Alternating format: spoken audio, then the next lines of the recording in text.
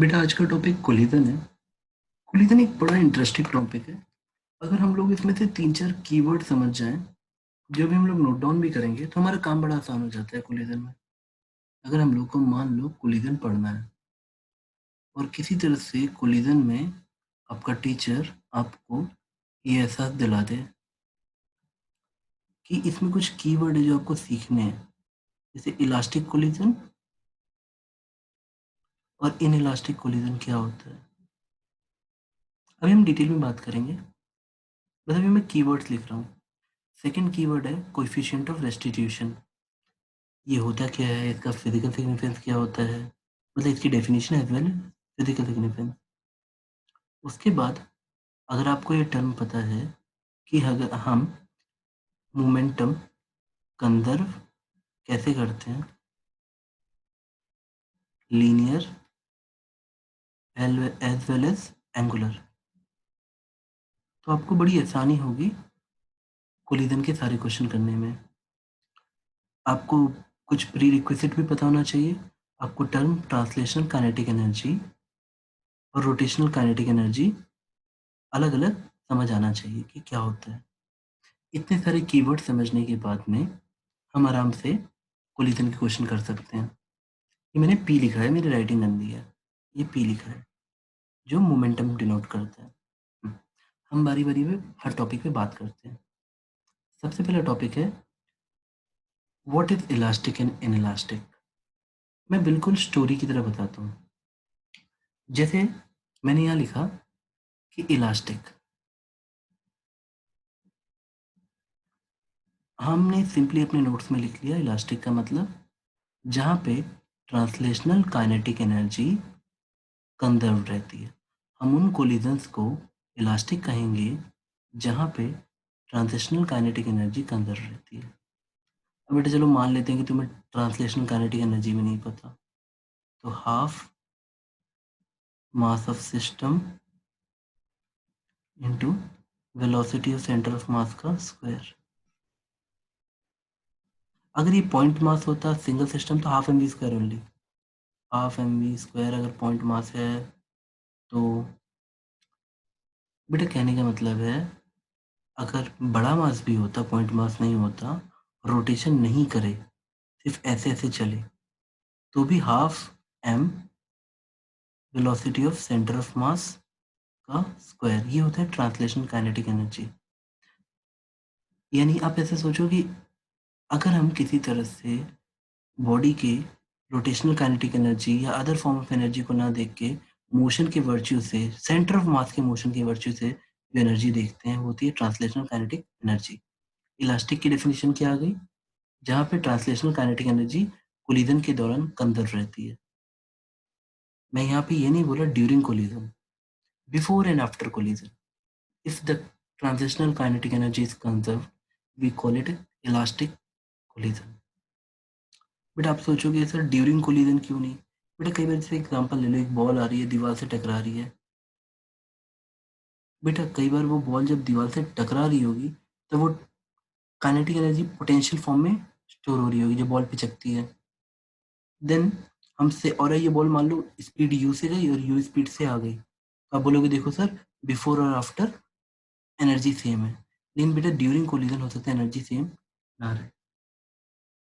यानी इतनी बड़ी बड़ी बातें करने के बाद हमने घुमा फिरा के यही बोला कि इलास्टिक कोलिजन मतलब translational energy kinetic energy conserve. अब बेटा देखो एग्जामिनेशन हुआ, क्वेश्चन हुआ, ये आपसे बात इनडायरेक्टली भी करते हैं, जैसे आपकी अंडरस्टैंडिंग है कि नहीं। तो वो आपको अगर ऐसे इशारों में बोल दे, कुछ कीवर्ड्स लिखता हूँ, जैसे जैसे सपोज उन्होंने लिखा कि ड्यूरिंग कोलिजन हीट जनरेट हुई। अब बेटा अगर हीट पैदा हुई तो ये हीट जरूर ट्रांसलेशनल काइनेटिक एनर्जी का लॉस करके आई होगी, तो फिर वो कोलिजन इलास्टिक नहीं रह जाएगा।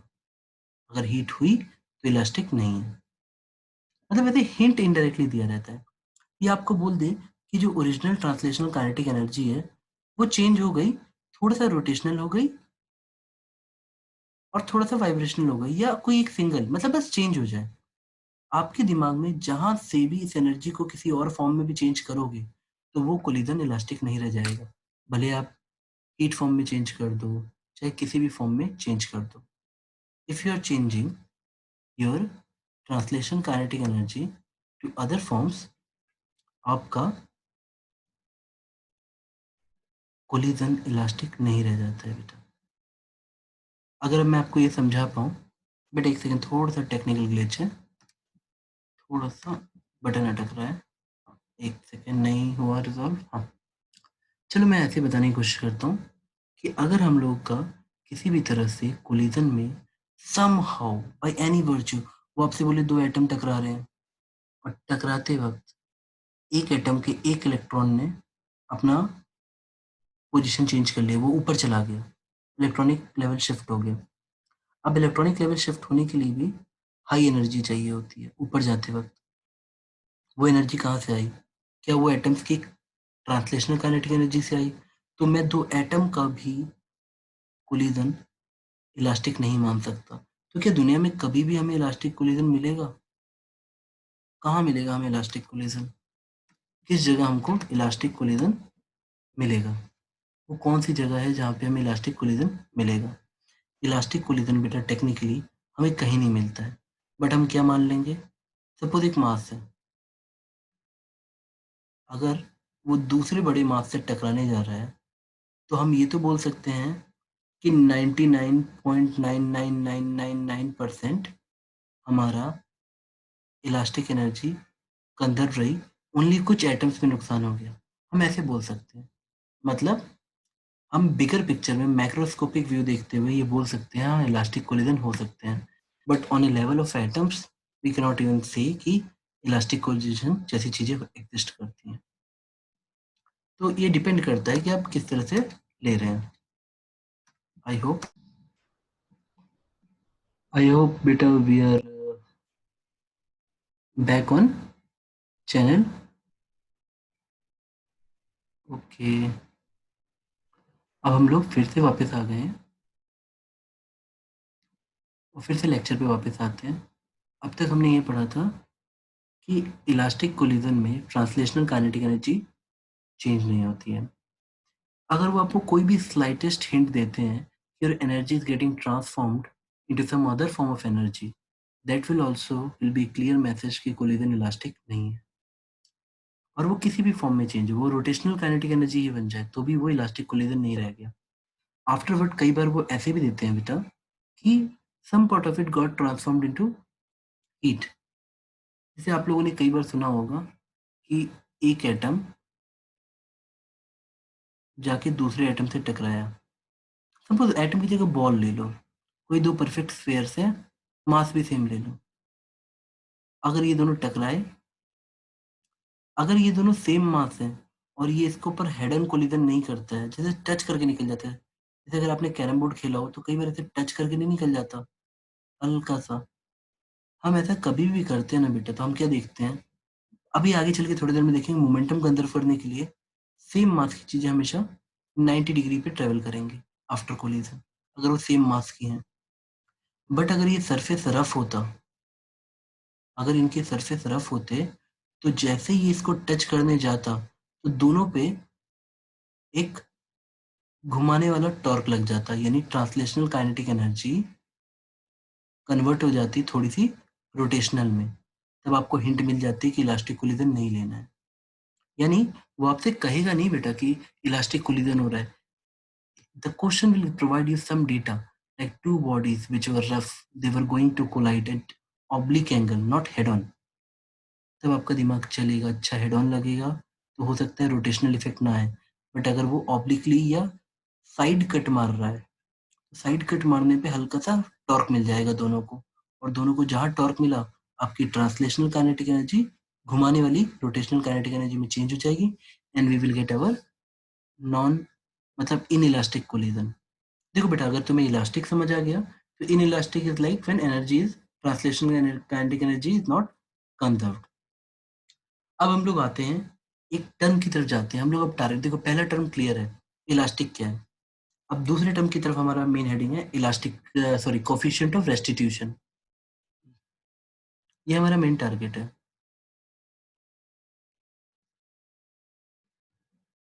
Coefficient of restitution.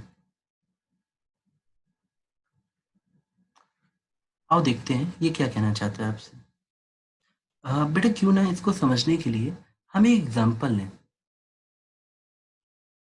ये मैंने एक ग्राउंड बनाया और एक एच नॉट हाइट से मैं एक बॉल को ड्रॉप कराऊंगा।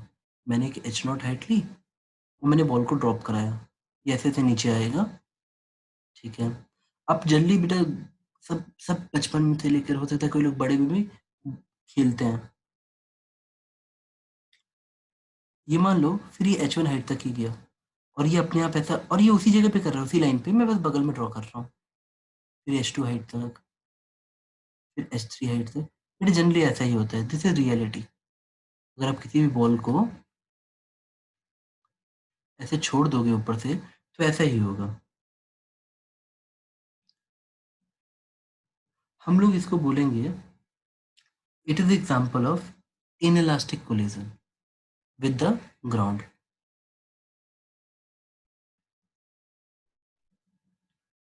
इलास्टिक कब होता? सपोज मैंने यहाँ लिखा समवॉट इनइलास्टिक, मतलब थोड़ा बहुत, समवॉट इनइलास्टिक। तो when it will be elastic, let me another take another page. Okay, तो चला गया। एक्स्ट्रा पेज के लिए हम क्या करेंगे? हाँ, शायद इससे आए। ओके, साइज बढ़ रही है, ये भी चलेगा। हाँ, थोड़ा इससे बड़ा होता है क्या? अच्छा नहीं, इससे मूव होता है। इसमें ट्राई थोड़ा सा बड़ा करते हैं, और नहीं, इससे बड़ा नहीं हो रहा है। ओके, वापस आते हैं। सपोज ऐसा होता कि मैं तुमको बोलता तुम एच नॉट से गिर रहे हो और तुम फिर एच नॉट तक ही पहुंच जाओ। एच नॉट से तुम गिरे and you went back to H naught again. इसको हम इलास्टिक कह लेते हैं, इलास्टिक। अब ये बना इलास्टिक, ये समवॉट इन इलास्टिक। तो इन इलास्टिक क्या होता है? अगर आप परफेक्टली इन इलास्टिक जानना चाहते हैं तो परफेक्टली इन इलास्टिक में आफ्टर कोलिजन बॉडी स्टिक कर जाती है। मतलब मैं ऊपर से बॉल को गिराता तो, बट नीचे आके वो चिपक जाता, बोलता हम जाएंगे नहीं छोड़ के। परफेक्टली इन इलास्टिक में हमेशा after collision bodies stick together.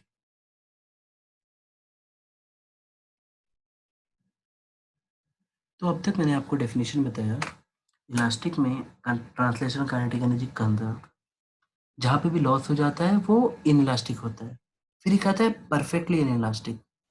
Perfectly inelastic में क्या होता है बेटा? हम लोगों का बॉडी स्टिक कर जाती है आफ्टर कोलिजन। ये बॉल वाला मॉडल बहुत अच्छा है, इससे हम काफ़ी चीज़ें सीख सकते हैं बेटा। Let me take another full flash drawing model. आओ वापस आते हैं। मैं इस वाले को थोड़ा डिलीट कर देता हूँ। आई होप आप लोग पढ़ते पढ़ते नोट भी कर रहे होगे। अरे अच्छा, यहाँ से बंद कर देते हैं। जाओ भाई। अब हम लोग आते हैं दोबारा यहाँ पे। हम लोगों ने कुछ कुछ पढ़ा है कि सर कुछ कोलिजन था। हमारे टॉपिक का नाम था, बड़ा, जो थोड़ी इंक की साइज कम करते हैं। हाँ, कोलिजन हमारा टॉपिक था। अब तक हमने पढ़ा कोलिजन दो दो टाइप के होते हैं बेसिकली, इलास्टिक और एक इन इलास्टिक। इलास्टिक में translational kinetic energy constant, conserved. In elastic में दो टाइप की चीजें होती हैं, एक समवॉट इन इलास्टिक मतलब थोड़ा बहुत,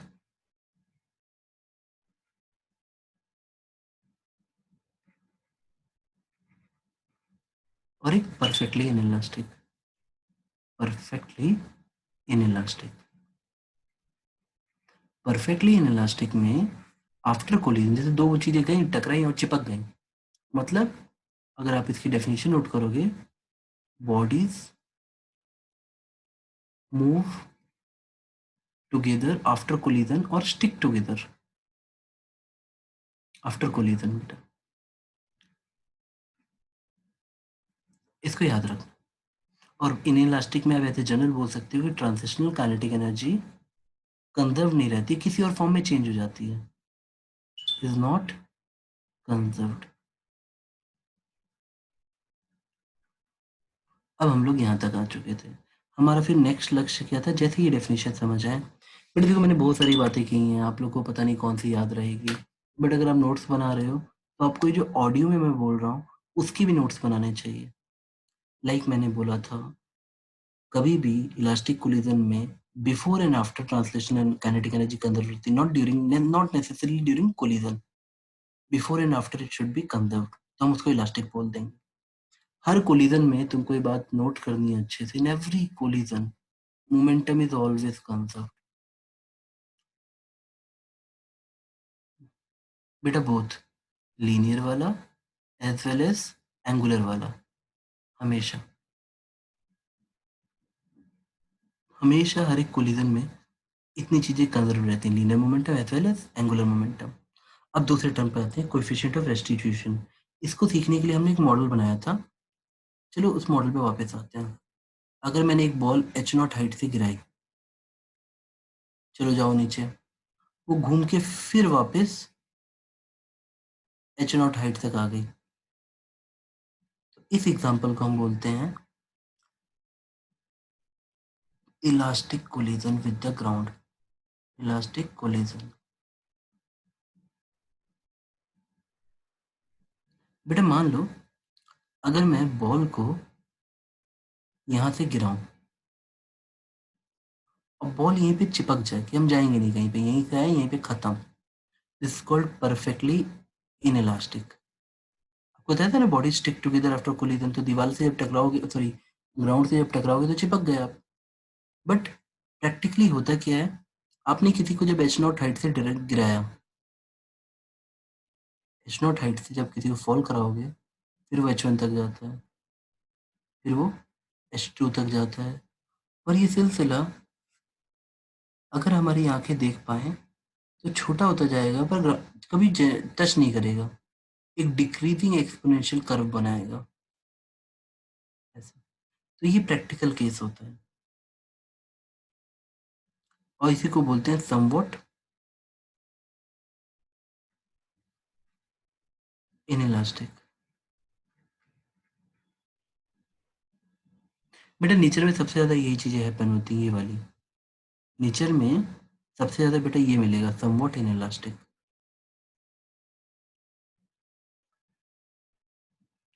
देखो बेटा एक और टर्म होता है, बट वो हमारे कोर्स में ज्यादा नहीं है। जस्ट ये मतलब लाइक क्या बोलूँ मैं, ऐसे जान लो मन करे तो, तुमने एच नॉट से गिराया और पार्टिकल सुपर एक्साइटेड होकर यहाँ टकराया, और इससे ऊपर चला गया। सपोज मैं इस घड़ी को थोड़ा दाएं बाएं ले जाता हूँ, एच नॉट पे टकराया और टकराने के बाद उससे भी ऊपर चला गया, तो इसको हम लोग बोल देते हैं super elastic collision.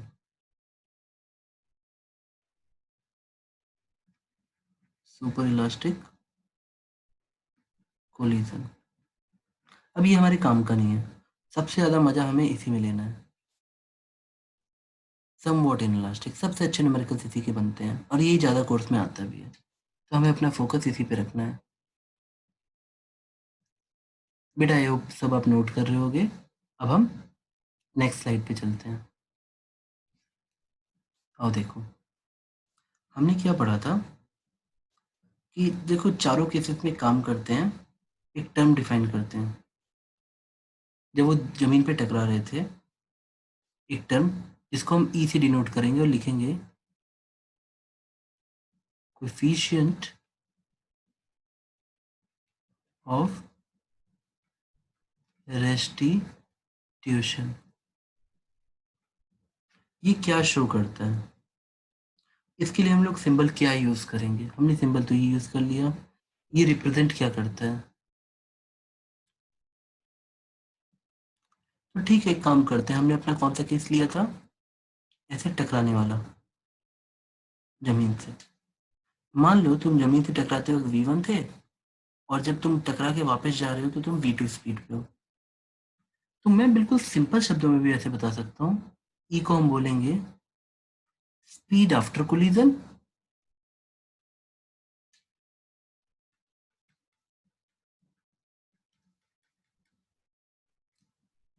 Upon speed before collision. तो इस फिगर के हिसाब से जब हम देख पा रहे हैं तो हम ऐसे लिख देते बेटा, कितना हो जाता है ये आपका v2/v1। अब याद करो परफेक्टली इलास्टिक। परफेक्टली इलास्टिक यानी जितनी हाइट तक एच नॉट से आया था एच नॉट तक वापस चला जाए, तो वो तभी हो सकता है जब v1 इक्वल टू v2 हो जाए। तो हम लोग अपने दिमाग में एक नई डेफिनेशन बनाएंगे, E इक्वल टू 1, क्योंकि v2 इक्वल टू v1 तभी मिलेगा जब बॉल एच नॉट हाइट से गिरी और एच नॉट हाइट तक चली जाए, तो v1 v2 भी सेम आएगा। यानी इलास्टिक कोलिजन में हमें E इक्वल टू 1 मिलता है। परफेक्टली इन इलास्टिक कैसा था बेटा, आप चिपक गए थे तो v2 वुड बी जीरो, किसी का न्यूमरेटर जीरो कर दोगे तो फ्रैक्शन जीरो हो गया। नहीं, हमको अब ऐसा समझ आ रहा है। अच्छा, ई की भाषा में हम ऐसा बोल सकते हैं कि मैं एक स्केल बनाऊँ ऐसे ई का, तो मुझे मिलेगा यहाँ जीरो, कहाँ पे, परफेक्टली इन इलास्टिक में, और 1 मिलेगा इलास्टिक में। तो प्रैक्टिकल केसेस जो होते हैं वो 0 से 1 में ई के होते हैं, जिस called somewhat in elastic. Practical cases collision के, यानी अगर आप कभी न्यूमेरिकल कर रहे हो तो अगर वो प्रैक्टिकल केस है तो आपका आंसर हमेशा ई का 0 से 1 के बीच में आना चाहिए। आपका आंसर ऐसे आना चाहिए बेटा, 0 से 1 के बीच में। अब नेक्स्ट पॉइंट पे आते हैं बेटा। अच्छा, इस वाले केस को करते हैं बेटा थोड़ा सा। ये वाला केस याद है आपको जिसमें हमने एक बॉल को गिराया था, समवॉट इन इलास्टिक वाला। आप एच नॉट हाइट से गिरे थे, फिर आप फिर ऊपर गए थे, फिर यहाँ आए, फिर यहाँ आए। देखो ना बेटा, पहले ऐसे गए, फिर आप इतनी ऊपर तक गए, फिर बेटा यहाँ से फिर नीचे आओगे। देखो ना, एच नॉट हाइट आप एक बार चले, पर एच वन आप दो बार चलोगे। क्यों? जब टकराए और ऊपर जा रहे थे तो आप एच वन तक गए, फिर इतना नीचे आओगे, फिर कोलिजन करके कम ऊपर तक जाओगे।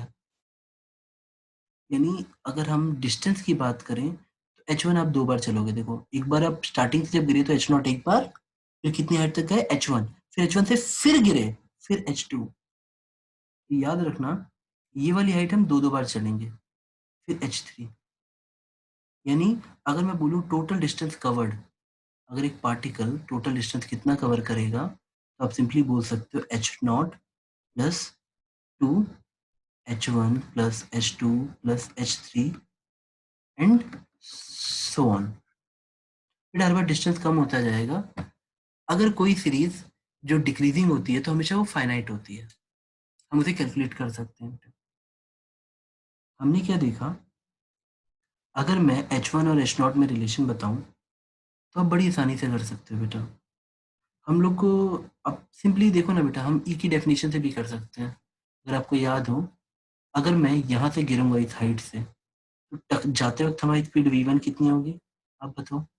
हम simply v equal to root two G H लगा सकते हैं, तो v1 आ जाता है हमारा रूट टू जी एच। अच्छा, टकराने के बाद मान लो हमारी स्पीड v2 होती, हमारे ई का फॉर्मूला कितना था बेटा, आपको याद हो तो v2/v1।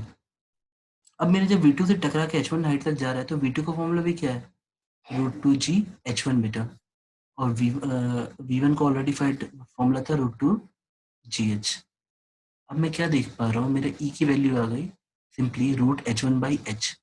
यानी मेरा ये एच जो लिखा है ये एच नॉट है बेटा, जो मेरे को फॉर्मूला मिल गया कि H one by H naught equal to E square, यानी H one equal to H naught E square. तो ये सिलसिला तो चलता ही रहेगा बेटा। अगर मैं एच टू आपसे पूछूं तो आप बोलोगे वो आ जाएगा एच वन इंटू ई स्क्वायर। तो अगर आप यही चीज़ हम यहाँ पुट कर दें, अच्छा, और फिर एच वन को ऐसे लिख दो एच नॉट ई स्क्वायर, तो आपको मिल जाएगा एच नॉट ई की पावर फोर। यानी यही सिलसिला हम भर दें पूरी तरह से अंदर, तो सब में वो एच नॉट कॉमन चला जाएगा। तो टू एच नॉट कॉमन ले लो, तो ये सिलसिले मिलेंगे क्या आपको, सीधा से मिल जाएगा। देखो, ई स्क्वायर, ई की पावर फोर, ई की power six and so on. अब आपको पता ही है कि ये ई स्क्वायर तो वन से छोटा है, तो आप याद रखना, अगर कोई सीरीज ऐसे चलती है, देखो बेटा ये जीपी है, अगर कोई जीपी आपको चलती है ए, अगला A R and so on ऐसे चलता है, तो हमें पता है सम ऑफ इन्फिनाइट का सीरीज तक जाने पे ए अपॉन 1 - आर आता है बेटा, ये आपको पता होना चाहिए, this must be known to you. तो अगर हम इसी फॉर्मूले को यूज कर दें, H naught to H naught है, बट यहाँ पे हमारा फर्स्ट टर्म क्या है, ई स्क्वायर, और हमारा जो मल्टीप्लायर है आर, फिर जैसे ए आर है, अगला यहाँ ए आर स्क्वायर होता, तो जो हमारा आर है वो भी स्क्वायर है, तो हमारा फॉर्मूला हो जाएगा E square divide by 1 - E square.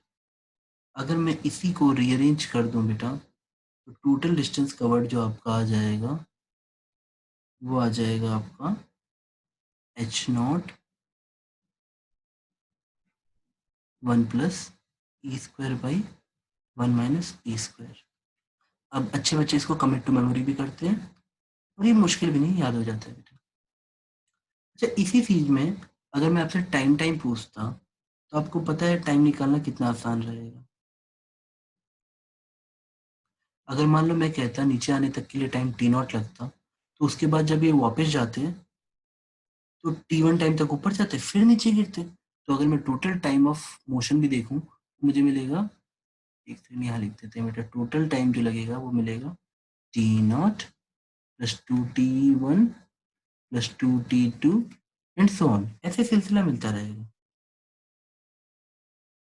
अब अगर मैं इसमें भी वही लॉजिक लगा दूं टाइम वाले पे, तो हमें टाइम का फॉर्मूला मिल जाएगा टी नॉट प्लस, बेटा देखो, 2t नॉट, अंदर वही मिल जाएगा बेटा जैसे यहाँ मिला था ना हमें, ई, देखो पहला टर्म मिलेगा ई, बस हमें पहला टर्म ई मिला, उसके बाद मिला बेटा ई स्क्वायर, यानी यहाँ पे आर हमें ई मिल रहा है बेटा, फिर ई क्यूब। तो अगर मैं इस सीरीज को फिर से लिखूंगा, बेटा रुको, घड़ी को कहीं और मूव करते हैं, घड़ी को मूव कर दिया हमने, और इसी टर्म को मैं जब अच्छे से लिख लूंगा, तो सीरीज में मिल जाएगा T not plus 2t not, और हमको मिल जाएगा ए की जगह ई और 1 - ई, और इसको रीअरेंज कर लोगे बेटा, तो सेम लॉजिक में मिल जाएगा t = t not 1 + E upon 1 - ई। यहाँ पे हमने जो ये टी निकाला है बेटा, सॉरी कैपिटल टी बोल दो, जो टी आपको बोलना है बोल दो, ये टोटल टाइम ऑफ मोशन रहेगा, कितनी देर पार्टिकल बाउंसिंग करता रहता है। अब ये दोनों बड़े अच्छे केस हैं बेटा। अब मैं आपको इसको फिर से कहीं ऐसे छुपा देते हैं, और आप देख रहे हो टाइम क्या चल रहा है। हम लोग नेक्स्ट पन्ने पे आते हैं। देखो बेटा होता क्या है, अगर आप धीरे धीरे क्वेश्चन जब करना स्टार्ट करोगे, तो सबसे पहले हमेशा करना हेड ऑन कोलिजन से, दो पार्टिकल्स का हेड ऑन कोलिजन पढ़ लेना, और उसमें मोमेंटम कंजर्व करना, और अगर दिया हुआ है कि इलास्टिक है, तो ट्रांसलेशनल काइनेटिक एनर्जी कंजर्व कर लेना। उससे बड़ी आपको ऑब्वियस से एक सोल्यूशन मिल जाते हैं, रिलेशन मिल जाता है कि इनिशियल वेलोसिटी u1 u2 और फाइनल वेलोसिटी दो पार्टिकल्स की v1 v2 में क्या रिलेशन है। मेरा आज ये वाला सेशन लेने का कुछ मतलब थोड़ी फीलिंग वाइज है, जैसे मैं चाह रहा था कि पिछले वाली केस में आप ऐसे देखो कि ई स्क्वायर जो था, जैसे आपने निकाला था, ई जब निकाला था, ई स्क्वायर किया था, तो आपको याद होगा h1/h0 निकला था। तो मैं चाह रहा हूँ कि कुछ आप सोचो कि ये नई वाली पोटेंशियल एनर्जी है और ये पुरानी वाली, मतलब हमें ऐसा मिल रहा है ई स्क्वायर रिप्रेजेंट, बेटा नई वाली मतलब actual potential energy minus loss, actual यानी remaining energy by actual energy. मैं ऐसा चाहता हूँ कि तो डायरेक्टली ऐसा सोच लो कि हमारी ई स्क्वायर जो होती है, वो टेक्निकली उसका फिजिकल सिग्निफिकेंस क्या है, किसी भी कोलिजन में रिमेनिंग एनर्जी कितनी बची है अपॉन एक्चुअल एनर्जी कितनी थी बेटा, यहाँ पे ऐसे देख लो। अब मैं आपको देखो बेटा, मैं उस जगह नहीं जा रहा जहाँ पे इजी केस बनते हैं, ये वाले जो हर जगह बुक्स में दिए रहते हैं, लाइक कि आपने 2 पार्टिकल लिए U1 एंड U2 और फिर इसको ऐसे बोला कि जाओ टकराओ।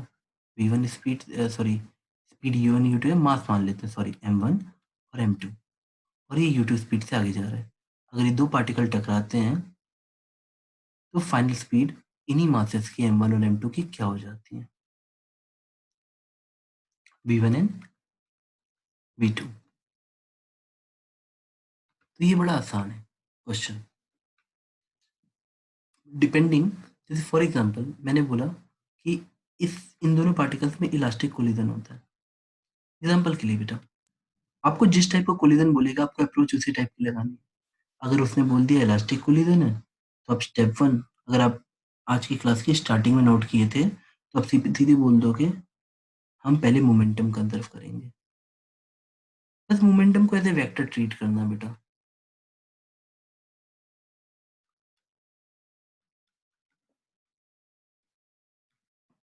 और फिर ट्रांसलेशनल काइनेटिक एनर्जी यानी half m1 u1 square plus half m2 u2 square will be equal to half m1 v1 square plus half m2 v2 square. ये हमारा इलास्टिक, इससे हम चाहो तो v1 v2 निकाल लो बेटा, 2 इक्वेशन 2 अननोन, हमारा v1 v2 आ जाता। तो ये क्वेश्चन आपको इनिशियली बड़े अच्छे लगते हैं, पर 2-3 क्वेश्चन करने के बाद ये आपको ईज़ी लगने लगते हैं। केसेस ले लो, m1 बहुत बड़ा हुआ तो क्या होगा? m2 छोटा हुआ तो? अगर दोनों बराबर इक्वल मास हुए, इक्वल मास वाला थोड़ा इंटरेस्टिंग होता है, वेलोसिटी एक्सचेंज हो जाती है। तो मतलब अगर ये आप कर ले रहे हो तो ये बुक्स में बड़ी हर जगह दिया रहता है, इसलिए मैं थोड़ा-सा इसमें इंटरेस्ट नहीं ले रहा। ये बच्चे क्लास नोट्स में, बुक्स में हर जगह ले लेते हैं कि अगर हम मासेस में इक्वल ले लें, याद रखना बेटा, इस कॉन्सेप्ट को याद रखना, अगर 2 मासेस सेम हैं, m और m, और ये कभी भी कोलिजन करते हैं हेड ऑन, तो हमेशा वेलोसिटी एक्सचेंज होगी। वेलोसिटी एक्सचेंज बोला, वो भी velocity is a vector term, exchange हो जाएगा हमेशा।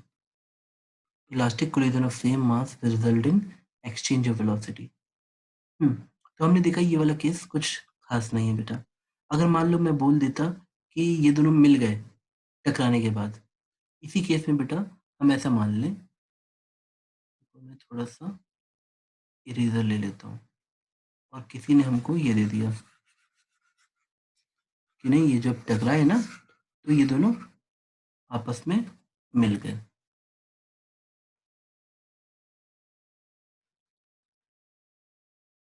हाँ, ये दोनों एक बॉडी हो गए, m1 प्लस m2। अब तो ये अपने आप मिल गया परफेक्टली इनइलास्टिक का। मैं अपने आप लॉजिक लगा लूंगा, परफेक्टली इनइलास्टिक में सिर्फ मैं मोमेंटम कंजर्व करूंगा, और हम एक ही इक्वेशन यूज कर पाएंगे कि m1 u1 plus m2 u2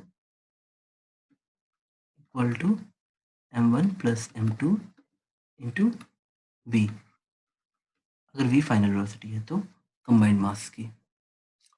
फिर हम इसमें निकाल सकते हैं कि लॉस ऑफ काइनेटिक एनर्जी कितना होगा। What is the loss? देखो इनिशियली ज़्यादा है, हमेशा याद रखना किसी भी इनइलास्टिक में लॉस जरूर होगा, और इसमें कम है, तो आपको क्वेश्चन दे देगा फ्रैक्शन ऑफ लॉस निकालो। सिंपल सी बेटा, यहाँ से v निकाल लो।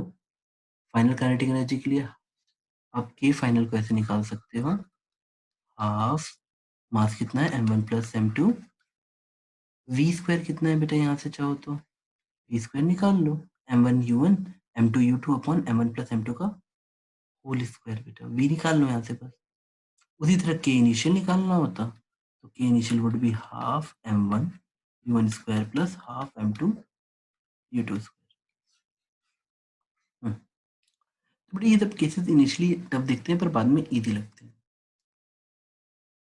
आपको बस लॉजिकली ना बेटा सिर्फ याद रखना है, मैंने बोला है मोमेंटम कंजर्व करना है। आपके मन में फिर भी क्या ख्याल आएंगे कि सर अगर क्या हो जाए, देखो बेटा आप सोचोगे ना तो कर ले जाओगे। फॉर एग्जाम्पल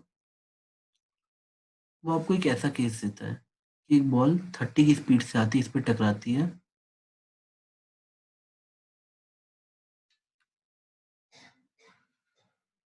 मैं क्वेश्चन जानबूझ के सिंपल लग रहा हूँ बेटा।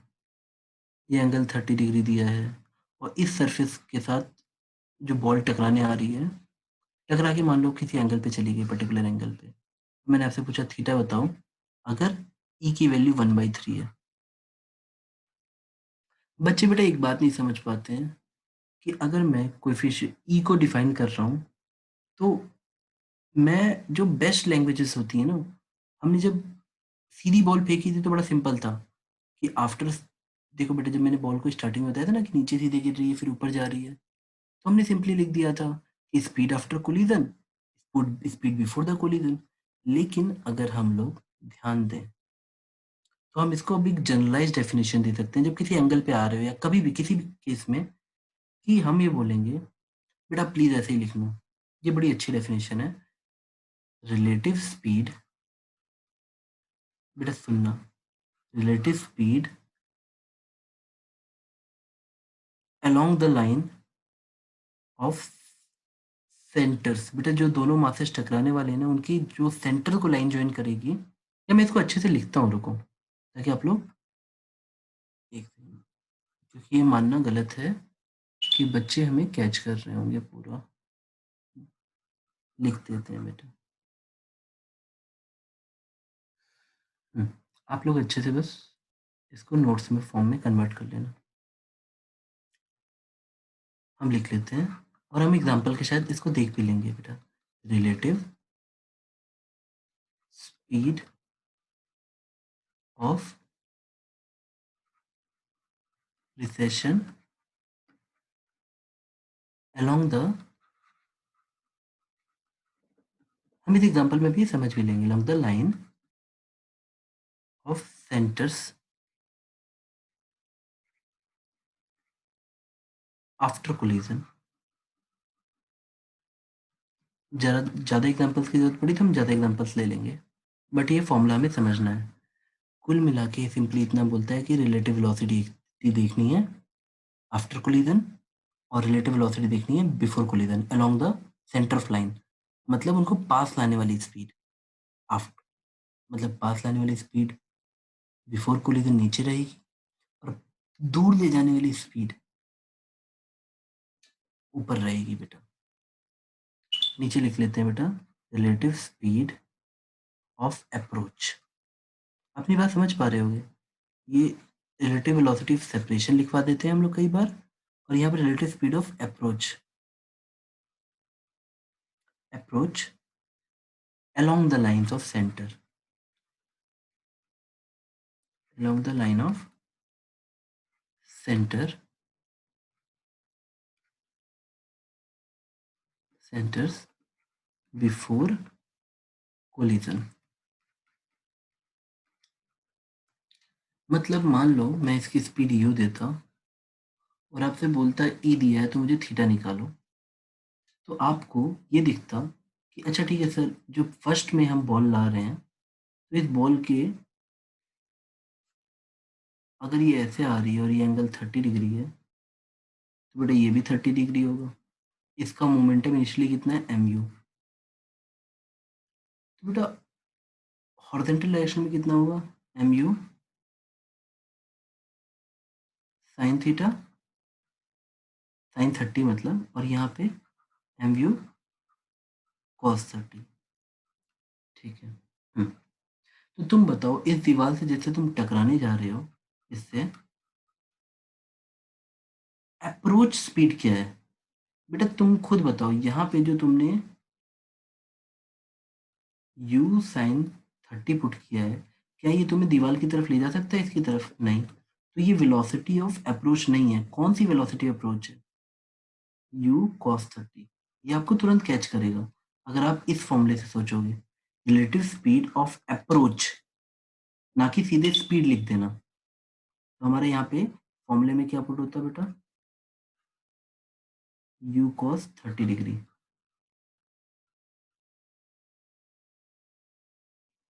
और ऊपर देखते हैं बेटा क्या होगा। अच्छा टकरा के मान लो v स्पीड से गया, तो तुम मुझे बताओ इसके कंपोनेंट लेते तो क्या क्या मिलता?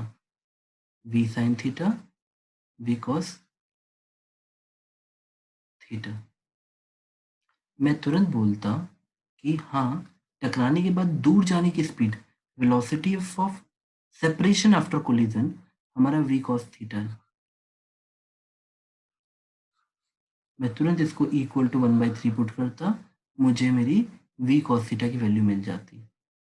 अगर हमने स्मूथ सरफेस लिया है, मतलब सरफेस रफ नहीं है, तो हमें फ्रिक्शन मिलेगा नहीं। अगर स्मूथ सरफेस है तो हमको इकलौता फोर्स नॉर्मल रिएक्शन मिला, तो सिर्फ बेटा जहाँ फोर्स लगता है वही वेलोसिटी कंपोनेंट चेंज होता है, हमें चेंज सिर्फ वाई में मिलेगा, एक्स सेम हो जाता। बेटा सुनो, जब बॉल आई ना तो उसका ये वाला मोमेंटम इनिशियली और ये वाला मोमेंटम फाइनली सेम रहेगा, क्योंकि हमें फोर्स सिर्फ नॉर्मल रिएक्शन के फॉर्म में मिला। बेटा एक नियम है सिंपल सा, जहाँ फोर्स लगेगा वहीं पे मोमेंटम चेंज होगा उसी लाइन के अलोंग, तो हमारा एक्स कंपोनेंट सेम रह जाता। मतलब पहले कितना था X component, M U sine 30 degree, बाद में कितना हो गया बेटा, एम वी साइन थीटा। तो तुम्हारा मन करे तो यहाँ से बेटा साइन थी, सॉरी हमें निकालना क्या था बेटा, थीटा ना, तो यहाँ से वी निकाल के यहाँ पुट कर दोगे तो वी विल गेट और थीटा कॉस थीटा। तो बस कुछ नहीं करो, यहाँ से वी निकालो, एम तो काट दो बेटा, वी निकाल के यहाँ पुट कर दो इस इक्वेशन में, just put V here, you will get your E, और हमारा आंसर आ जाएगा। ध्यान से बेटा बिल्कुल इतना सोचो ना कि velocity of approach u cos 30 था, velocity of approach separation v cos theta था, इसलिए मैंने लिखा velocity of separation upon velocity of approach.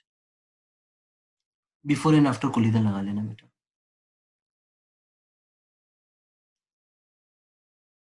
बेटा आई होप आपको थोड़ा बहुत समझ आ रहा होगा। देखो अब ना चाहो तो बहुत सारे केसेस बना सकते हो जो तुम्हें बड़े सिंपल सिंपल लगेंगे,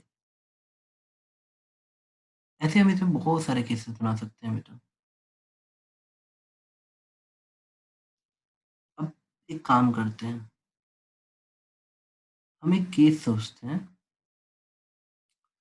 ऐसे बेटा हम लोग बहुत सारे केस कर सकते हैं, पर मैं वो केस नहीं करना चाह रहा जो बड़े जेनरिक और बुक्स में दिए रहते हैं। मैं वो चाहता हूँ जहाँ पे तुम सोचने लायक बनो, कि सपोज एक, जो एक तो मेरी ड्राइंग बहुत गंदी है बेटा, हाँ हाँ, एक R2 का रेडियस की बॉल पड़ी है, अरे कैरम बोर्ड खेलो ना, वैसे सोचेंगे बेटा हम। एक और बॉल आएगी R1 रेडियस की, ऐसे टकराएगी यहाँ पे, इसका रेडियस R1 है, और अभी ये आके u वेलोसिटी से सिर्फ u वेलोसिटी से ऐसे आगे इससे टकराएगी। तो टकराते वक्त तुम्हें सीन क्या दिखेगा भाई, R2 ऐसा है और R1 थोड़ा सा ऐसे टच कर गया, इसका रेडियस छोटे वाले का R1 है, बड़े वाले का R2 है। रुको यार एक पेन लेते हैं, रेड वाला। हमने इसकी वेलोसिटी u रखी, अब हमें सोचना है कि क्या होगा, कैसे हम लोग इफेक्ट देखेंगे, बिफोर आफ्टर कैसे लगाएंगे। तुम बेटा ना सत्य की तलाश में बढ़ रहे हो ना, अभी हम सरफेस स्मूथ ले रहे हैं बेटा, नो फ्रिक्शन। तुम इस centre of to centre line join करने को देखो जरा। हम्म, अब ये क्यों बनाई मैंने, मैं चाहता हूँ कि तुम महसूस करो कि जब ये इससे टकराएगी तो सिर्फ एक नॉर्मल फोर्स लगेगा, यानी फोर्स लगेगा इसके अलोंग, दोनों पे, तो यही वेलोसिटीज चेंज हो सकती हैं along this line. This is very important line, आप इसको ध्यान दो कि मान लो मैं कोलिजन पढ़ना चाहता हूँ तो सिर्फ इस लाइन के अलोंग वेलोसिटी चेंज होगी, इसके परपेंडिकुलर वेलोसिटी चेंज नहीं होगी। मतलब एग्जाम्पल के लिए तुम यू स्पीड से आ रहे थे ना, तुम्हारा जो ये परपेंडिकुलर कंपोनेंट होता ना बेटा, सपोज मैं इनिशियली एंगल अल्फा 1 ले लेता हूँ, तो before and after collision velocity perpendicular वाली सेम रहती, क्योंकि हमें सिर्फ इस लाइन के लॉन्ग फोर्स लगा है। तो जो वेलोसिटी पहले थी वही बाद में भी रहती अलोंग दिस लाइन, परपेंडिकुलर वाली, और किसके लॉन्ग वेलोसिटी चेंज होती है, सिर्फ इसके वाले। इस साइड खिलाऊं। को हम एक काम करते हैं, पेन लेते हैं अच्छा सा, और कौन सा ले, ग्रीन लेते हैं। सपोज टकराने के बाद, टकराने से पहले ये एंगल हमने अल्फा मान लिया, थोड़ा सा इरेजर भी ले लेते हैं, थोड़ा सा इसको बढ़ा देते हैं, मास बढ़ाया, काफी बढ़ गया, हम मिटाया, फिर माइनस किया, 1 पे लाया, वरना जल्दी जल्दी पेज भर जाते हैं बेटा। अब मान लेते हैं ये हमारा बिफोर कोलिजन सीन था, बिफोर कोलिजन, लेकिन आफ्टर कोलिजन क्या होता है, लेट अस से कि आफ्टर जस्ट कोलिजन, थोड़ा बॉल मैंने थोड़ी छोटी छोटी बना दी, कोई बात नहीं। तो यार ये मेरी ड्राइंग बड़ी गंदी है। हमने क्या देखा,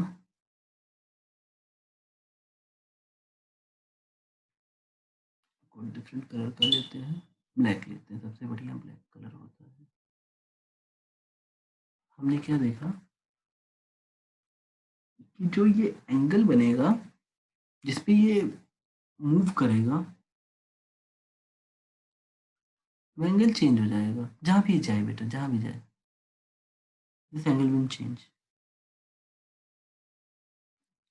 आपको याद रखना है कि परपेंडिकुलर कंपोनेंट के अलोंग आपको वेलोसिटी कंजर्व करनी पड़ेगी, और डिपेंडिंग कि इन दोनों के बीच में ई कितना दिया है, मतलब इस क्वेश्चन में मैं बस आपको यही दिखाना चाह रहा हूँ कि इस लाइन के अलोंग आप, इस लाइन के अलोंग